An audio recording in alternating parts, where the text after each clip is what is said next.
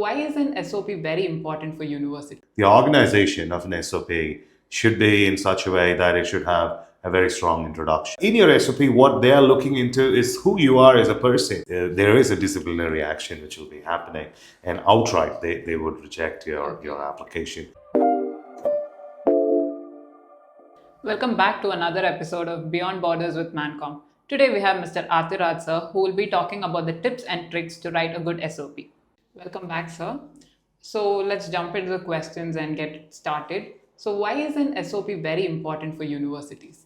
Thank you for having me back here. An SOP is an essay. It is a very personal statement. You devise this essay to communicate to the university about the real purpose of your education.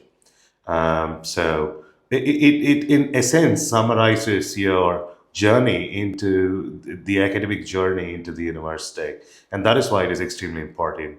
You should also understand the audience of this SOP is going to be the university professors, so they'll also get a very clear picture of who you are as a person. Okay, sir, this is the basic of an SOP. So what typically should be there in an SOP that the students have to concentrate and write on? An SOP's construction, I'd rather say not construction, but the organization of an SOP should be in such a way that it should have a very strong introduction. The introduction should include holistically about why you want to pursue the program. It should also include points about what your past academic achievements are, past extracurricular activities, and so on. If you have had any research projects, that should also be included in the SOP. And finally, a conclusion about why this program can make a difference to you as a person. This should be the best organization of the SOP. Being that said, sir, what should be a typical length of an SOP? Should a student, stop writing it after a page or two or something like that? As far as the length of the SOP is concerned, different universities have different requirements. There are universities which just ask you for one page. There are universities which strictly give you a word limit, like for example, 250 words, 400 words, 500 words. And when there is no limit or any constraint given by the university, I would typically expect between a range of 1.5 pages to 2 pages. That should be the length of the SOP. Okay, great, sir. But can a student use the same SOP to multiple universities? Well, I would not recommend that. You cannot have a template and then just change the name of the universities and use it for different colleges. That is not a very advisable or a healthy practice, because you apply for an university for a sole purpose. You like the university for a purpose, and you also like the faculty members, their research work, so on. Of course, SOPs will have intersections. There's no doubt about your past academic achievements, your past project work. Yeah, there might be intersections. But even then, let's say, for example, you do a research and that could be related in one way at one university. The same thing will be related in a different way to a different university. So I wouldn't say it is common sense to use the same SOP for, all the multiple colleges, when you apply. Okay. That's insightful, sir. But how do I start my SOP strong? Like, how do I build it in such a way that the university representatives like it? The best place to start your SOP is actually the first is to prepare your resume. Your resume is a summary of all your past achievements. So that would be the best place to start your SOP with. Once you know where your roots are, and metaphorically, you can understand where do you want your branches to grow. So the best place to start your SOP is to prepare a stronger resume, and from there it will be easier to prepare your SOP. I would recommend people to prepare resumes for different universities, and from there start writing the SOPs. That will be the best way to do it.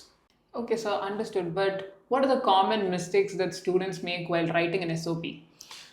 See, in my experience of looking at a lot of these SOPs, one thing which I have always been bewildered when I look at them is using quotes from Aristotle, Plato, and all these sort of things. I don't know the rationale behind this common practice. That's certainly dreaded. I mean, that's not what they are looking out into your SOP.